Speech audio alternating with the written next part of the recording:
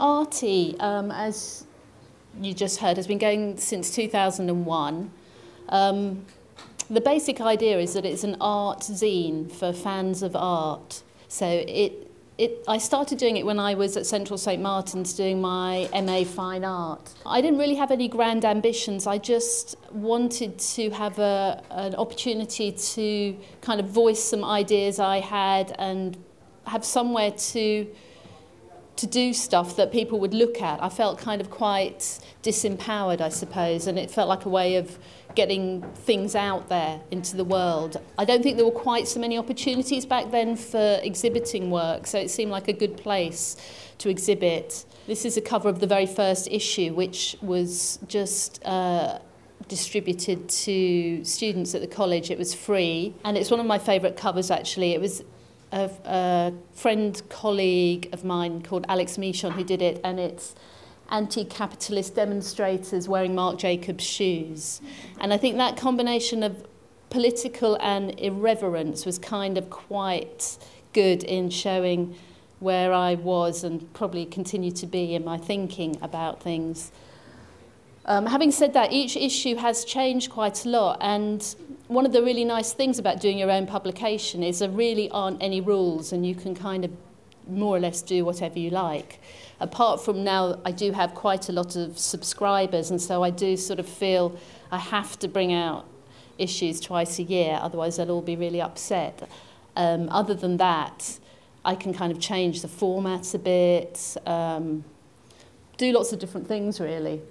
So this first issue, as I say, was free. It was just given out to students at college, and I got lots of really good feedback from it, which is why I carried on doing it, really. Another issue number 3, was all about students, and I just went around all the shows. I think whatever I'm interested in at the time is reflected in the themes of the issue. So at that time I was just graduating from college, and I was looking at lots of students' work, so that's what went into the magazine. The format, like there's a couple of issues that I've just passed around. It was A5 size, photocopied, folded in half and stapled. Very, very traditional zine format, the easiest way to do it. Issue number 5 was, again, a cover that I really like. This was by an artist called Delaine Labasse, who I work with quite a lot. I also run a gallery called Transition, which is in Hackney, and we've shown Delaine's work quite a lot. And often Arty sort of relates to the exhibitions that we might have or the artists that are around the gallery. It's a chance to get them involved. These are some pages from that issue about labelling art.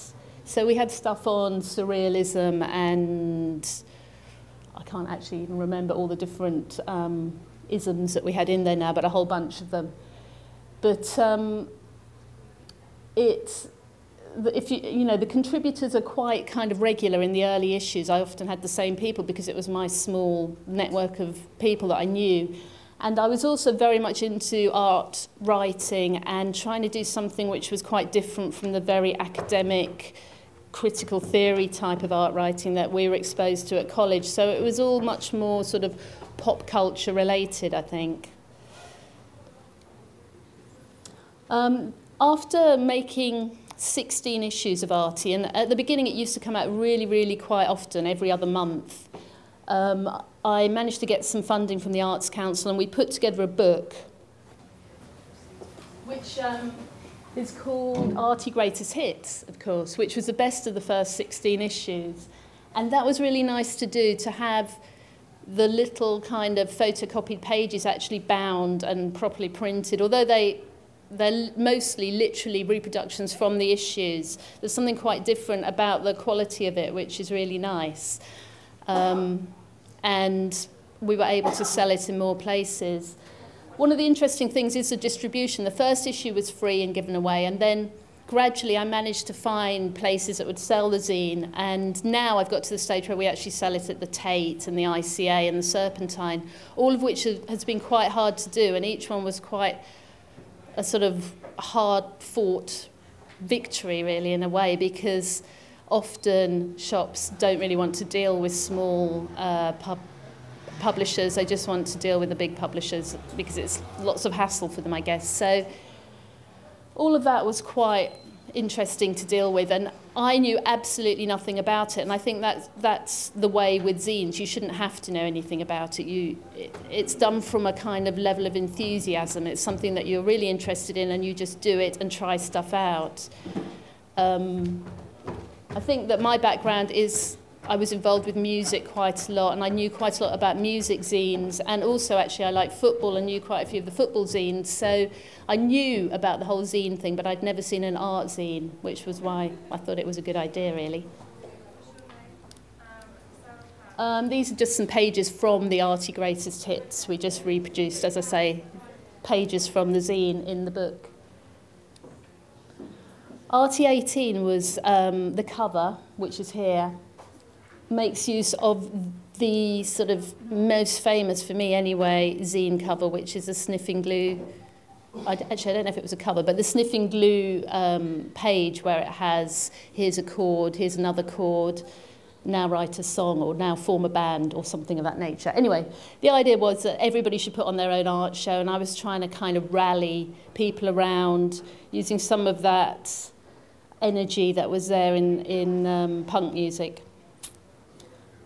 So inside the zine, it went through how to put on a show, going from how to get press coverage, how to make your invite, how to write a press release, how to curate the show. I got lots of different people to write about stuff. This is an artist called Sarah Doyle writing about how to make your flyer.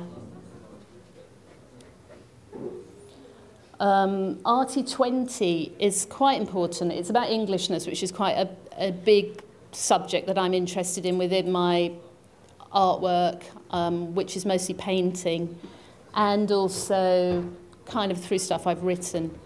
This is Princess Margaret on the cover, who's one of my particular favourites.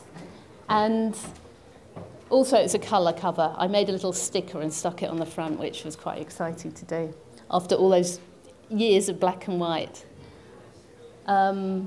Also, it was the last zine in that format, in the A5 photocopied format, just because I kind of just wanted to try something else, really. There's Sarah Doyle again, within the England issue, doing something about London celebrities.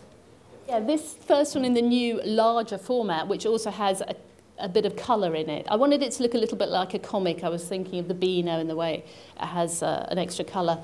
By the way, I don't actually know anything about design, and that's part of my kind of inspiration. When I started Arty, I wanted it to be quite anti-design, which is, I know, become a bit of a catchphrase now, but I was kind of very belligerent about not worrying about design at all. As it's gone along, I've, learned how to do InDesign and stuff like that, but I don't really know what I'm doing, and I quite like that haphazard nature of it. This is dark Arty. It has the one colour. It was kind of an examination of all that sort of dark, gothic-y kind of stuff, and it has Mary Bell on the cover. And features about things like kind of found photos and found cards and various other stuff.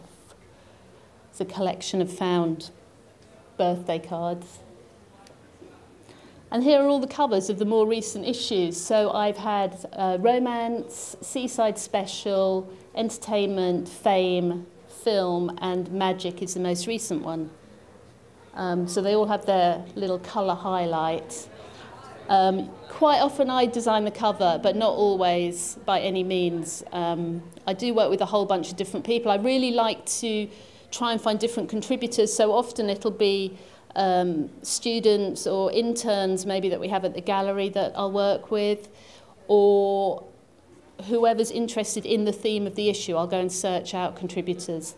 The most recent issue, which is Magic, here are some pages from it.